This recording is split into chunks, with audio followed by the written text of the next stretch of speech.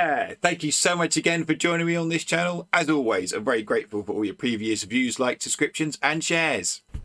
Did you miss me at all? Not even a little bit? It's so great to be back after the summer holidays and a start of a brand new academic year. So if you're joining me for the first time, you are more than welcome. If you've been a long time viewer, you're also more than welcome. It's colder than I thought it would be down here. Before our ado is in any way furthered, let's move on to looking at symbols in Hinduism. There are lots of symbols in Hinduism, so this is not going to be every single symbol. However, I've tried to pick out some of the few that you may be familiar with and maybe some that you're not. This is the Om symbol, and it literally is Om, the sound of the universe being created, a sacred sound in the Hindu faith.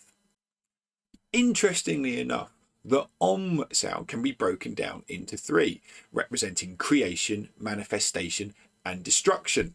The three deities of the Trimurti represent the three ideas in the Om symbol as well. So you have Brahma, the creator, you have Vishnu, the preserver who sustains life, and you have Shiva, the destroyer. And the Trimurti gives you, if you like, the cycle of life. That is creation, being sustained, and then life coming to an end. Another symbol in Hinduism is that of the swastika. Now, the word swastika comes from a Sanskrit word, which basically means well-being, good luck, and prosperity. The swastika has a complicated history in the 20th century. So let's go back a little bit. So first of all, it's worth noting that the swastika as a symbol of good luck and prosperity was actually used in marketing. So here we have Coca-Cola using the swastika sign. We have a deck of playing cards, and we also have an advert for some fruit. It was the Nazis in the 20th century who took the swastika and used it to symbolize their own ideology. What happened is that some Nazi scholars were looking at old Indian texts, and they noticed a similarity in the sense that the German language and the Sanskrit language of India had some similarities. And they came to the false conclusion that the Indians and Germans must have a common ancestry and created a godlike race known as the Aryans. So perhaps next time you're in a mandir, a Hindu place of worship, or you're looking through some Hindu books, textbooks, or whatever it may be, have a look out for the swastika and think about its true origins of peace, prosperity, and well-being. The natural world can provide so many different symbols in religion, and Hinduism is no exception. The lotus flower grows in mud and water, and yet it is not affected by any of them.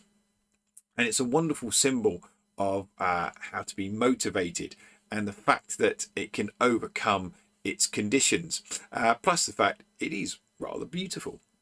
I particularly like this image because you have the Om symbol in the middle of a lotus, and the story goes that a lotus emerged from the belly button of Lord Vishnu. Brahma, first god in the Trimurti, is sitting on a lotus, and from that created the whole of humanity. And other gods and goddesses like Lakshmi and Saraswati also have lotus flowers. So it's associated with gods and goddesses. It's also associated with an open mind, and it's just associated with beauty. And of course, one of the things about having symbols in the natural world is that they are free. Everybody can enjoy them and use them as a form of focus for worship. Conch shell is an important part of worship. Blowing on the conch shell symbolizes the start of prayer. And what you have too, again, it's part of the natural world. And it just also stands for knowledge. Remember the Trimurti? Well, god of preservation, Vishnu is said to hold a special conch shell, indicated helpfully by that very large yellow arrow. And the sound also symbolizes and is similar to the Om sound as well, which we started off with at the beginning of this video. And sometimes Vishnu is referred to as the god of sound.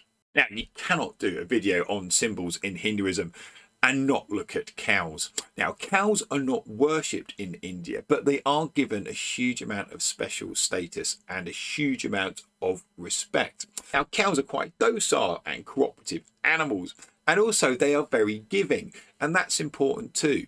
So milk can be used for drinking. It can also be used to make butter and cheese. Their dung can be dried and used for fuel and for building materials, and even their urine can be used for purification rituals. Lord Krishna, a very popular deity in Hinduism, was even said to be a cow herder, as well as a mischievous prankster. Now, I've realised too that I've used the phrase Murti earlier on, and a Murti is an image of a god or goddess, but it's not just a plain statue. It's a representation, an embodiment, a manifestation, an expression of that deity's spirit. And Murtis can be in the mandir, the place of worship, or they can also be at home. Thank you for your patience. I know it's been a bit rough and ready this video, but hopefully things will improve as we go on through the year. Yeah, it's not been your best work, has it? As always, thank you so much for watching. If you are able to, please like, comment and subscribe. And in the comment as well, if there's anything you would like me to cover, then please do let me know. Until then, as always, enjoy your learning.